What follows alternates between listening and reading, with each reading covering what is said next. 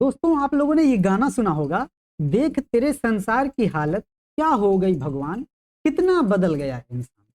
अभी आप लोगों ने ये भी सुना होगा कि हिंडनबर्ग की रिपोर्ट आती। हिंडनबर्ग रिपोर्ट जो है शेयर मार्केट से संबंधित है और वो विभिन्न देशों के बारे में रिपोर्ट जारी करता है।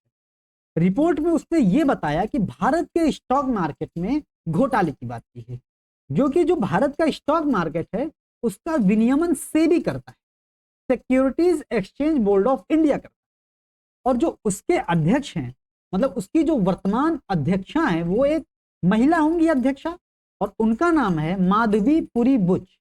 और भारतीय इतिहास में सेबी की ये पहली महिला अध्यक्ष भी होती है और इन्हीं का नाम इस भ्रष्टाचार से जुड़ रहा है दोस्तों।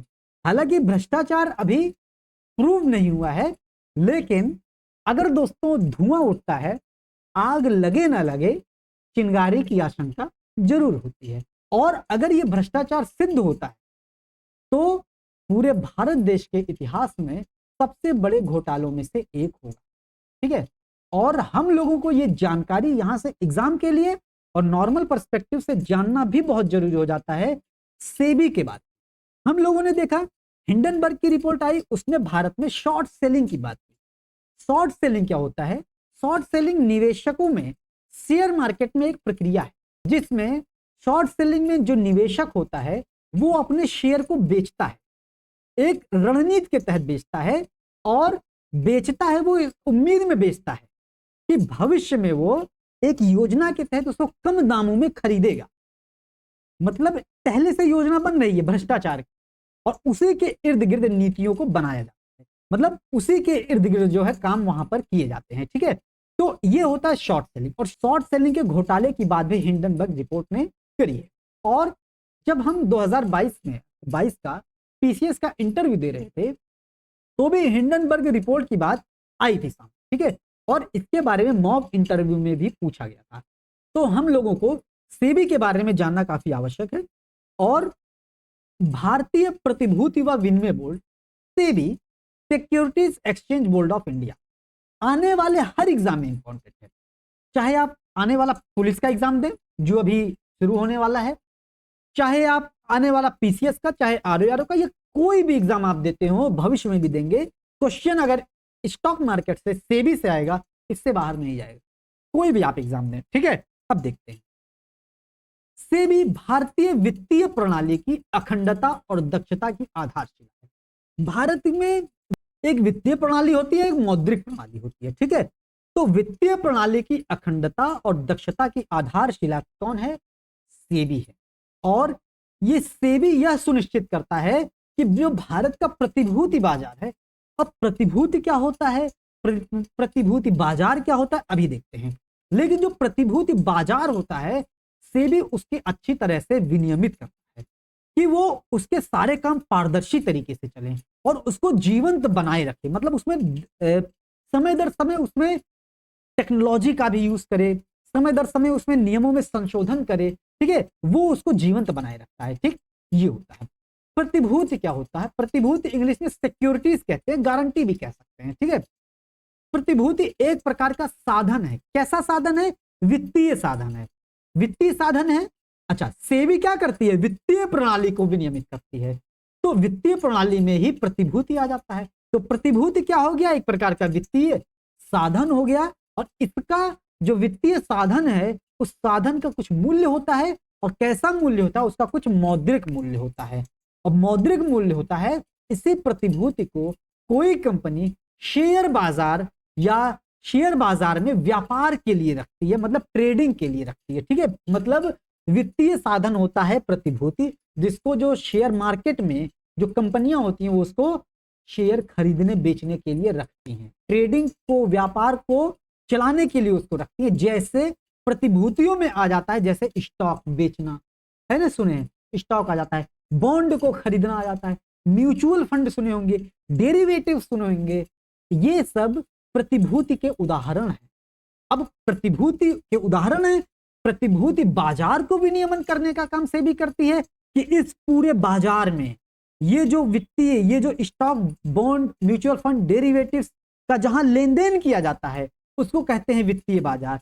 मतलब प्रतिभूति बाजार क्या है? यही वित्तीय बाजार है जिसमें यही वित्तीय साधन जो व्यक्ति और संगठन के माध्यम से खरीदे और बेचे जाते हैं, उसी का विनियमन कौन करता है? सेबी करता है। अब आपको समझ में आ गया होगा कि सेबी काम क्या करता है। सेबी वित्तीय प्रणाली को सुनिश्चित करता है भारत में। सेबी प्रतिभूति बाजार को विनियमित करता है और प्रतिभूति बाजार में प्रतिभूति आते हैं, शेयर मार्केट के साधन आते हैं। वो क्या होते हैं? स्टॉक होते हैं, बॉन्ड होते हैं, म्यूचुअल फंड होते हैं, डेरिवेटिव्स होते हैं दोस्तों, ठीक है। उसको खरीदने और बेचने का काम शेयर बाजार में कंपनियां करती हैं और उसी कंपनियों की नाक कसती है सेबी दोस्तों, ठीक है। उसी कंपनियों को नियंत्रण में रखती है सेबी, ठीक। और अगर सेबी ही भ्रष्ट हो जाए, securities exchange board of India के अगर अध्यक्ष ही भ्रष्ट हो जाए, तो देश के सबसे बड़े घोटालों में से एक घोटाला सेबी कर सकती है बड़े आसानी से, ठीक। ये चीज देखते हैं। ये सेबी देश की अर्थव्यवस्था में निवेशकों के विश्वास की रक्षा करने में महत्वपूर्ण भूमिका निभाती है। हम लोग देखे होंगे 1992 में हर्षद मेहता कांड आया था, मूवी बनी है हर्षद मेहता के ऊपर। नहीं देखे होंगे तो जाके जरूर देखिए, बहुत सारी चीजें आपको मिलेंगी सीखने को वहां से, ठीक। मतलब शेयर बाजार में घोटाला होता है, उसी घोटाले को नियंत्रित करने के लिए आगे इस प्रकार के घोटाले ना हो, सेबी को वैधानिक दर्जा दिया जाता है कानून के माध्यम से। ये सब अभी देखते हैं। अब हम लोग देखते हैं भारतीय प्रतिभूति और विनियमन बोर्ड के बारे में, securities exchange board of India के बारे में। सेबी अभी ऊपर देख चुके, प्रतिभूति बाजार का प्रमुख नियामक है, नियंत्रक है, पारदर्शक है कि नहीं, उसको विनियमित करती है। अब जब भारत के पूछा जा सकता है क्वेश्चन कि किस मंत्रालय के अधीन कार्य करता है, तो भारत सरकार के वित्त मंत्रालय के अधीन काम करता है। और वित्त मंत्रालय के अधीन ये कैसा निकाय है, पूछा जाता है क्वेश्चन। संवैधानिक निकाय है, सांविधिक निकाय है या कार्यकारी निकाय है? तो किस प्रकार का निकाय है? वैधानिक निकाय है। बहुत इंपॉर्टेंट है। इससे भी ज्यादा इंपॉर्टेंट अगली लाइन आ रही है कि सेबी का गठन दोस्तों 12 अप्रैल 1988 में हुआ था। लिख लीजिए उसको, 12 अप्रैल 1988, ठीक। 12 अप्रैल 1988 को हुई थी भारत सरकार के द्वारा कार्यकारी संकल्प के माध्यम से। कहने का मतलब यह है, जैसे नीति आयोग का गठन हुआ, जैसे योजना आयोग का गठन हुआ था। योजना आयोग और नीति आयोग किस प्रकार की संस्थाएं हैं? कार्यकारी संकल्प के माध्यम से इनका गठन किया गया था। वैसे ही सेबी का गठन किया गया था, लेकिन अभी ऊपर हम लोग पढ़ चुके हैं, सेबी तो वैधानिक निकाय है। सेबी वैधानिक निकाय, उसको बाद में बनाया गया 1992 के अधिनियम के द्वारा, जब हर्षद मेहता का कांड, ठीक। तो भारत सरकार के कार्यकारी संकल्प के माध्यम से सेबी का गठन 12 अप्रैल 1988 को किया गया था, ताकि भारत में पूंजी बाजार के नियामक के रूप में कार्य कर सके, ठीक। अतः प्रारंभ में यह कैसी संस्था थी? क्या संवैधानिक संस्था थी? नहीं। क्या सांविधिक संस्था थी? नहीं।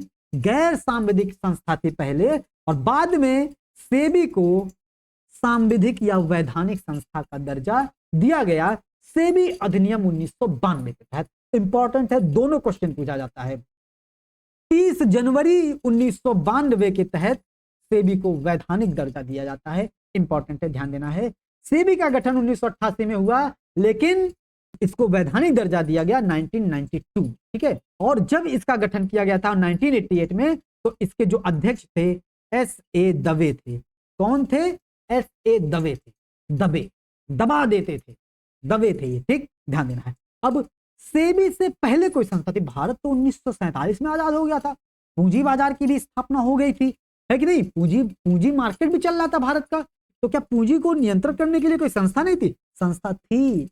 उसके पहले से पूंजी निर्गम नियंत्रक संस्था थी। पूंजी निर्गम नियंत्रक भारतीय प्रतिभूति बाजार का नियामक अधिकरण था दोस्तों। ये चीज ध्यान देना है, ठीक है।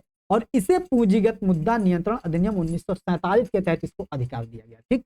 इंपॉर्टेंट है, ध्यान देना है। अब बहुत इंपॉर्टेंट है, क्वेश्चन पूछा जाता है कि सेबी का मुख्यालय कहाँ है? तो इसका मुख्यालय बंबई में, मुंबई में है। और यह भी ध्यान देना है, इसके 4 क्षेत्रीय कार्यालय हैं। 4 क्षेत्रीय कार्यालय कहाँ कहाँ है? तो 4 महानगर।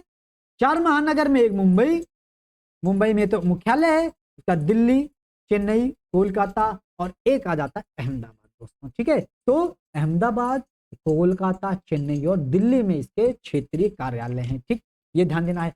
अब हम लोग देखते हैं सेबी के कुछ सदस्य होते हैं, जैसे अभी हमने देखा ना महामहिम अध्यक्षा महोदय को, तो उसी प्रकार से सेबी का संगठन होता है, संगठनिक ढांचा होता है, उस ढांचे में कुछ सदस्य होते हैं, उसका एक निदेशक मंडल होता है, ठीक है।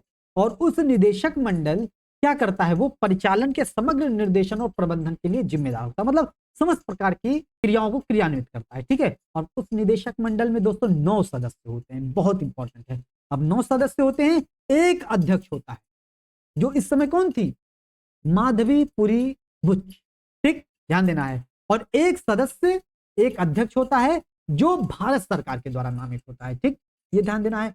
और एक सदस्य होता है जो आरबीआई से होता है, और 2 ऐसे सदस्य होते हैं जो कंपनी अधिनियम 2013 के तहत इनको केंद्रीय मंत्रालय के द्वारा नियुक्त किया जाता है, ठीक।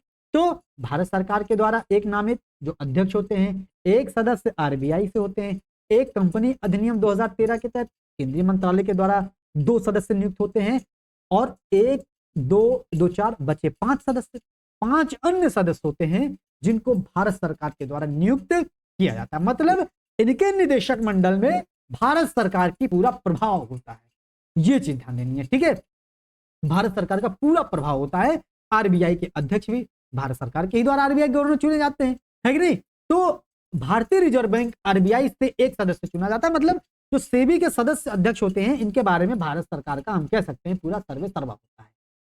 जो 5 सदस्य होते हैं भारत सरकार के द्वारा नियुक्त होते हैं, उन 5 में से 3 सदस्य पूर्णकालिक होते हैं, ध्यान देना है।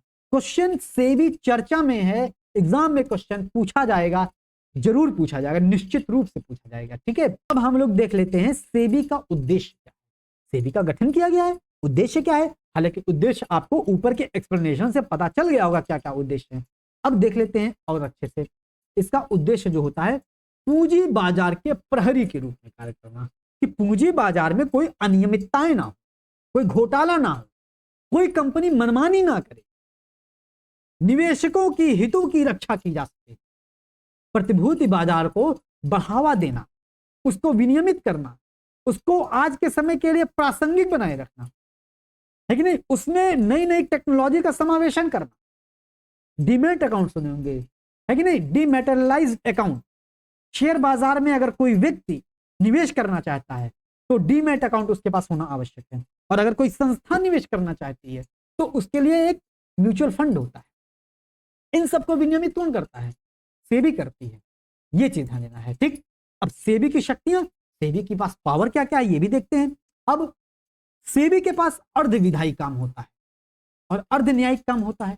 अब हम लोगों ने सुना है हमारे संसदीय प्रणाली है, हमारा जो संघात्मक ढांचा है, उसमें कार्यपालिका, व्यवस्थापिका, न्यायपालिका होती है, ठीक। न्यायपालिका होती है, लेकिन सेबी न्यायपालिका नहीं है, अर्ध न्यायिक का कार्य करती है। विधायिका, संसद विधान बनाती है, कानून बनाती है, लेकिन सेबी पूर्ण विधायिका नहीं है, अर्ध विधायिका है। इसका मतलब थोड़ा सा तो कानून बना सकती होगी सेबी, कानून बनाने का अधिकार होगा सेबी को थोड़ा बहुत, लेकिन संसद की तरह नहीं होगा। और कानून बनाएगी, उसको विनियमित करवाएगी, विनियमित नहीं करने पर दंड भी देगी, क्योंकि अर्धन्यायिक काम करता है, लेकिन न्यायपालिका की तरह नहीं, है कि नहीं। ये सब चीज ध्यान देनी है, ठीक, इंपॉर्टेंट है। ये हो गया सेबी अर्धविधायिका और अर्धन्यायिक संस्था कह सकते हैं, ठीक। विनियमों का मसौदा तैयार करती है, अभी बताए नियम कानून बनाती है, उनका मसौदा तैयार करती है, लागू करती है, दंड देती है, ठीक, जांच करती है नियम को फॉलो कर रहा है कोई, नहीं कंपनी फॉलो कर रही है, निर्णय भी पारित करती है और दंड भी दे सकती है, इसीलिए अर्धन्यायिक संस्था है, ठीक। और इसको सिविल अदालतों की शक्तियां भी प्राप्त होती हैं सेबी को। सिविल अदालतों की शक्तियों में समन जारी करना आ जाता है, मतलब किसी को भी बुलावा देने का आदेश आ जाता है। जैसे हम लोग कहते हैं ना न्यायालय से बुलावा आया है, न्यायालय ने समन जारी किया है, ऐसे ही ये अर्धन्यायिक संस्था के रूप में समन जारी कर सकती है, किसी भी को भी बुला सकती है, आइए आप अपना एफिडेविट प्रस्तुत करिए, है कि नहीं। सूचना और रिकॉर्ड मांग सकती है, एफिडेविट प्रस्तुत करने की कह सकती है। आप जो शपथ ग्रहण किए थे उसके बारे में आपसे बात कर सकती है, आपसे जानकारी ले सकती है, प्रतिभूति बाजार वही stock, bond, mutual fund, derivatives का जहां खरीद बिक्री होती है, उसके बाजार से जुड़ी संस्थाओं का निरीक्षण कर सकती है, जांच कर सकती है, उसकी शक्ति निहित होती है। ठीक, और इसके अलावा मानदंडों का, नियमों का, कानूनों का जो सेबी बनाती है, उसका उल्लंघन अगर कोई करता है तो उस संस्था के खिलाफ आपराधिक कार्यवाही भी शुरू कर सकती है। ये इसका अधिकार होता है सेबी का दोस्तों। ठीक है, यहां से ये सब चीजें ध्यान में आपको रखनी है। ठीक, ये हो गई सेबी की शक्तियां। अब सेबी की शक्तियां हो गई, सेबी की कोई भूमिका होती होगी, कुछ कार्य भी होता होगा, है कि नहीं। हम लोग देखते हैं शेयर मार्केट को विनियमित करने का काम करती है, शेयर बाजार को securities and exchange board of India है। तो जहां पर सिक्योरिटीज प्रतिभूतियां, प्रतिभूति का विनियमन होता, प्रतिभूति का लेन देन होगा, प्रतिभूति बाजार कहलाएगा। और उस बाजार में जो प्रतिभूति के साधन है, सिक्योरिटीज है, शेयर बाजार है, शेयर है, बॉन्ड है, डेरिवेटिव्स है, म्यूचुअल फंड है, उन सबको विनियमित का काम करती है। और उसकी भूमिकाएं और कार्य में महत्वपूर्ण आ जाता है 1993, 1988, 12 अप्रैल 1988 को सेबी का गठन होता है। 1992 में वैधानिक दर्जा दिया जाता है और 1993 में म्यूचुअल फंड रेगुलेटरी शुरू किया, मतलब म्यूचुअल फंड को विनियमित करने का पावर दिया जाता है, मतलब म्यूचुअल फंड को विनियमित करने का काम भी शुरू किया जाता है। ठीक, 1993 में, एक साल बाद क्वेश्चन पूछा जाता है, ये पूछा जाता है म्यूचुअल फंड रेगुलेटरी सेबी के द्वारा कब शुरू किया, 1993 से। यह भी क्वेश्चन पूछा जाता है 2015 से एफएमसी, फॉरवर्ड मार्केट कमीशन का सेबी में विलय कर दिया गया। फॉरवर्ड मार्केट कमीशन क्या था, जो कमोडिटी एक्सचेंज जहां पर होता था, वस्तु बाजार होता था, वस्तुओं का आदान प्रदान जहां होता था, उसको जिंस मार्केट भी कह सकते हैं, जीन्स नहीं पहनने वाला, जिंस बाजार भी कहते हैं उसको। ठीक है, पूछा जाता है क्वेश्चन कि एफएमसी को और क्या कहते हैं, कमोडिटी एक्सचेंज भी कहते हैं, वस्तु बाजार भी कहते हैं, जिंस बाजार भी कहते हैं, नाम अलग अलग है, ध्यान दीजिएगा, लेकिन मतलब एक ही है। ठीक, एफएमसी, फॉरवर्ड मार्केट कमीशन। ठीक है, क्वेश्चन पूछा जाता है कि इसके अलग अलग नाम है, 4 ऑप्शन दे देगा, कौन सा है कौन सा नहीं है। ठीक, तो 2015 में एफएमसी, फॉरवर्ड मार्केट कमीशन का सेबी में विलय कर दिया जाता है और तब से सेबी के द्वारा शेयर बाजार के साथ साथ कमोडिटी एक्सचेंज को भी विनियमित किया जाता है। उसके बारे में भी नियम कानून सेबी बनाती है, उसके बारे में भी मानकों का निर्धारण भी सेबी करती है, उसके बारे में पारदर्शिता को सुनिश्चित करने का काम सेबी करती है, टेक्नोलॉजी को जोड़ने का काम भी सेबी करती है उसमें। ठीक है, फॉरवर्ड मार्केट कमीशन में, ये चीज ध्यान दीजिएगा। अब वही काम हो गया, कार्य क्या करती है, बाजार विनियमन। कौन से बाजार का, प्रतिभूति बाजार का, पूंजी बाजार के प्रहरी के रूप में काम करती है। अब जो जारीकर्ता कंपनियां होती हैं, निवेशकों को जो जारी करती हैं, के लिए जनता से पूंजी जुटाने की शर्तें निर्धारित करती हैं। यही तो है कंपनियों को विनियमित करने का काम। ऐसा नहीं है कि कोई कंपनी है वो अपने मनमाना तरीके से कम ब्याज दर दे जनता को, निवेशकों को, है कि नहीं, जनता से अधिक पूंजी जुटाने की कोशिश में रहे, ऐसा नहीं कर सकती है। उन सबको जनता से पूंजी जुटाने का काम के बारे में जो मानदंड है, जो शर्त है, निर्धारण करने का काम सेबी करती है, ताकि जो ये जो शेयर बाजार की कंपनियां हैं तानाशाह ना हो जाए। ठीक है, मनमाफिक नियम ना बना ले, है कि नहीं। अभी हम लोग देखते हैं कि जियो कंपनी है, अभी पैसा बढ़ा दी, है कि नहीं, जनता को कितनी तकलीफ हो रही है, भले फ्री में दिए शुरू शुरू में, है कि नहीं, लेकिन इसका मतलब नहीं है कि नहीं। अब मार्केट में अगर कोई अकेली कंपनी हुई तो वो तानाशाही पे आ ही जाएगी, चाहे कोई अकेली संस्था हो, चाहे कोई अकेली पार्टी हो, है कि नहीं, वो तानाशाही पे आ ही जाएगी। ठीक है, इसीलिए भारत में बहुदलीय प्रकार की संसदीय व्यवस्था, इसीलिए भारत में बहुत प्रकार की संस्थाएं हैं एक एक विषय पर। जैसे पहले, अब वर्तमान में जियो है कंपनी, इसके टक्कर में कोई नहीं है, तो सरकार की जिम्मेदारी है कि जियो के बराबर की कंपनियों को खड़ा करना, चाहे वो वोडाफोन के माध्यम से आए, चाहे वो बीएसएनएल के माध्यम से आए, ताकि जो गरीब जनता तक जो है सरकारी सुविधाएं पहुंच सके, है कि नहीं। इसलिए हर जगह लोकतंत्र का होना अनिवार्य, हर जगह विविधीकरण का होना अनिवार्य है, हर जगह विविधताओं का होना अनिवार्य है, चाहे संस्कृति हो, चाहे धर्म हो, चाहे विचारधारा हो, चाहे वस्त्र हो, चाहे भाषा हो, चाहे कंपनियां हो, वहां पर विविधताओं का होना आवश्यक है। एक चीज होगी तो तानाशाही होगी। ठीक, ये चीज ध्यान देना है सेबी के माध्यम से। सेबी जनता से पूंजी जुटाने की शर्त निर्धारित करती है ताकि निवेशकों के हितों की रक्षा की जा सके, है कि नहीं। और बाजार के विकास के बारे में ध्यान देती है। यह बाजार की सूक्ष्म और स्थूल संरचनाओं में परिवर्तन लाकर प्रतिभूति बाजार को व्यापक और गहन बनाने का कदम करती है। सूक्ष्म मतलब महीन, माइन्यूट सी जो टेक्नोलॉजिकल परिवर्तन होता है, जो थोड़ी थोड़ी बातें, जो माइन्यूट प्रॉब्लम्स होती है उसको सॉल्व करने का काम करती है। और जो जड़ बुद्धि कहते हैं ना, जो जड़, जो अप्रासंगिक हो गए हैं, उनमें परिवर्तन लाकर भी सेबी काम करती है दोस्तों, ठीक है। ये हो गया। अब हम लोग देख लेते हैं सेबी के द्वारा कुछ प्रमुख विकास के उपाय जो किए गए थे। अब पारदर्शी स्क्रीन आधारित ऑनलाइन ट्रेडिंग। अब सेबी मार्केट में ऑनलाइन ट्रेडिंग की शुरुआत भी, शेयर मार्केट में ऑनलाइन ट्रेडिंग की शुरुआत कौन करती है? सेबी ने शुरुआत करी। हम लोग देखते हैं जो शेयर मार्केट में जो ऑनलाइन ट्रेडिंग की प्रथा शुरुआत हुई, तकनीक जैसे जैसे टेक्नोलॉजी बढ़ी, उसी टेक्नोलॉजी को समावेशित करने का काम भी सेबी करती है। और उसने स्क्रीन ऑनलाइन, पारदर्शी स्क्रीन आधारित ऑनलाइन व्यापार की शुरुआत करी, ठीक। और इलेक्ट्रॉनिक मोड में डीमैट में स्थानांतरण किया। डीमैट मतलब डीमेटेरियलाइज्ड अकाउंट, ठीक है, डीमेटेरियलाइज्ड अकाउंट, ठीक है। जब कोई निजी निवेशक, जब कोई व्यक्ति शेयर बाजार में पैसा लगाता है तो उसके लिए डीमैट अकाउंट होना आवश्यक है, ठीक। मजबूत जोखिम प्रबंधन ढांचे का भी निर्माण करती है सेबी, ठीक। ये हो गया। अब विनियामक मानदंडों के प्रवर्तन के बारे में देख लेते हैं। ये पंजीकृत मध्यस्थों का निरीक्षण करती है, जांच करती है और मानदंडों के अनुपालन को सुनिश्चित करती है। और निवेशकों की सुरक्षा के संबंध में ये क्या क्या काम करती है। अब कोई निवेशक है, कोई कंपनी ने शेयर जारी किया, हमने आपने खरीदा, तो हम और आप क्या हो गए? निवेशक हो गए। हम और आप कंपनी में पूंजी निवेश किए, मालिक हो गए कंपनी के, पूरा मालिक नहीं, मालिकाना हिस्सेदारी हो गई। अब यही, अब हमको अगर कोई शिकायत है, हमको हमारा अगर शोषण ना हो, वहां कंपनियां अपने मनमाफिक नियम कानून ना बनाए, उसका निर्धारण करती हैं, उसको देखती भालती है कौन? सेबी। तो उसके संबंध में निवेशकों की शिकायतों के निवारण में सुविधा होती है, निवेशकों की सुरक्षा के संबंध में। इससे निवेशकों की शिकायतों के निवारण में सुविधा होती है, ठीक है। और निवेशकों की शिक्षा और जागरूकता को बढ़ाने का भी काम करती है ताकि विवाद का निवारण कर सके। और विवाद निवारण के माध्यम से और निवेशकों को मुआवजा देने के लिए एक तंत्र भी प्रदान करती है। विवाद निवारण तो करती है।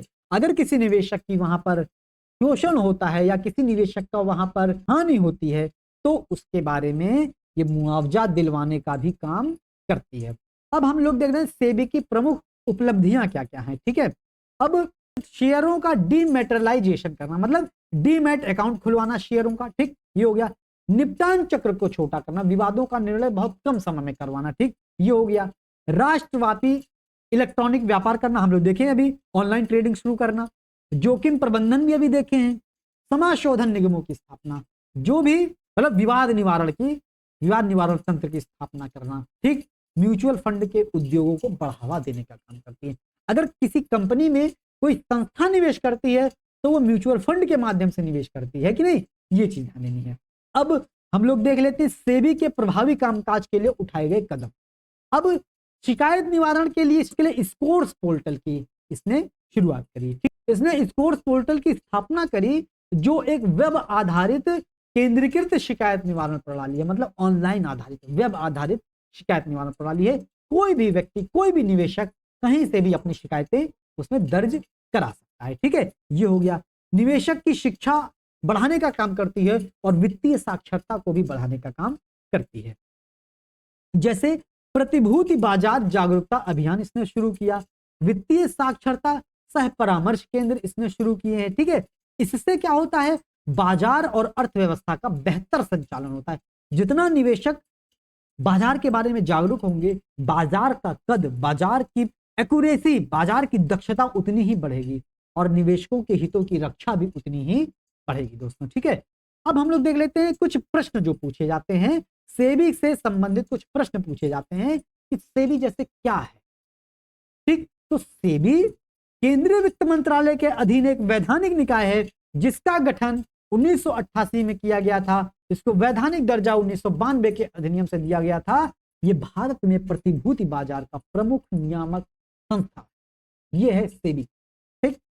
सेबी की भूमिका क्या है ये भी पूछा जाता है। तो सेबी की भूमिका अभी आप लोगों ने देखा है कि भारतीय पूंजी बाजार के प्रहरी के रूप में प्रतिभूतियों के निवेशकों के हितों की रक्षा करती है, प्रतिभूति बाजार को बढ़ावा देना और विनियमित करने का काम करती है। जानते हैं और उम्मीद करते हैं आप लोगों से कि अब आप लोगों को ये चीजें इतनी बार रट गई होंगी कि भूलेंगे ही नहीं। एग्जाम में चाहे ऑप्शन में क्वेश्चन आए, चाहे आपसे कोई भी पूछ ले, चाहे कोई इंटरव्यू में पूछ ले, चाहे कोई मेंस राइटिंग करा ले, चाहे वनडे एग्जाम हो, किसी का भी एग्जाम हो, आप लोग उसमें पास हो जाएंगे। मतलब आप लोगों का उसमें क्वेश्चन हल हो जाएगा। ठीक है, ये हो गया। अब भारतीय प्रतिभूति और विनिमय बोर्ड अधिनियम कब पारित किया गया? अब हम लोग पता है सेबी अधिनियम 30 जनवरी 1992 को पारित किया गया था और 4 अप्रैल 1992 को अधिनियमित किया गया था। और इसी के साथ सेबी को एक स्वायत्त और वैधानिक दर्जा भी दिया गया दोस्तों। ठीक है, ये ध्यान देना है। और भारत में प्रतिभूति बाजारों को कौन नियंत्रित करता है? तो प्रतिभूति बाजारों को सेबी नियंत्रित करता है दोस्तों। ठीक है, तो दोस्तों इस तरीके से सेबी के बारे में आपको A to Z वर्तमान भूत भविष्य इसका सब कुछ आपको समझ में आ गया होगा बहुत अच्छे तरीके से। उम्मीद करते हैं सेशन आपको पसंद आया होगा। तो इसका PDF हम दोस्तों जीएस वाले भैया टेलीग्राम ग्रुप पर भेज देंगे। आप लोग डिस्क्रिप्शन बॉक्स में लिंक के माध्यम से ज्वाइन हो जाइएगा और save water save life channel को लाइक शेयर एंड सब्सक्राइब। जय हिंद, जय भारत।